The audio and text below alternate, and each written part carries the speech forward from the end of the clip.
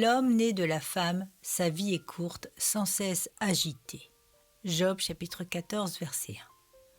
Cela nous rendrait grand service si avant de nous endormir, nous nous rappelions cette triste vérité parce que cela nous libérerait des plaisirs terrestres. Ce n'est pas agréable de savoir que nous ne sommes pas à l'abri des flèches de l'adversité.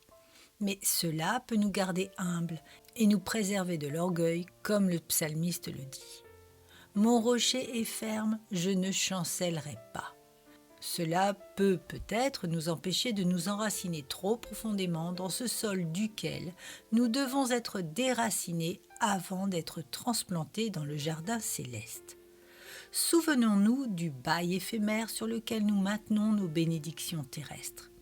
Si nous pouvions nous rappeler que tous les arbres de la terre sont marqués pour la hache du bûcheron, nous ne serions pas si rapides à construire notre nid dans leurs branches. Nous devons aimer, mais nous devons aimer avec cet amour qui s'attend à la mort et qui calcule avec les séparations.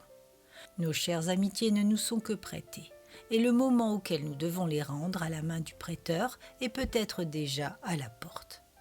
Il en est certainement de même pour nos possessions. Les richesses ne prennent-elles pas des ailes pour s'envoler au loin ? Notre santé est de même précaire.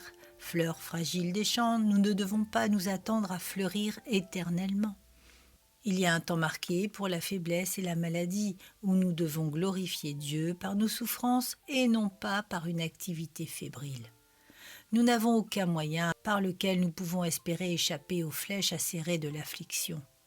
Du peu de jours que nous possédons, il n'y en a aucun à l'abri de la peine. La vie de l'homme est un tonneau rempli de vin amer.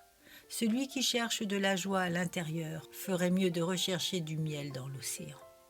Cher auditeur, ne recherche pas les choses du monde, mais recherche les choses d'en haut, car ici la teigne dévore et le voleur dérobe et détruit. Mais là-haut, les joies seront éternelles. Le chemin de la douleur est le chemin de la maison.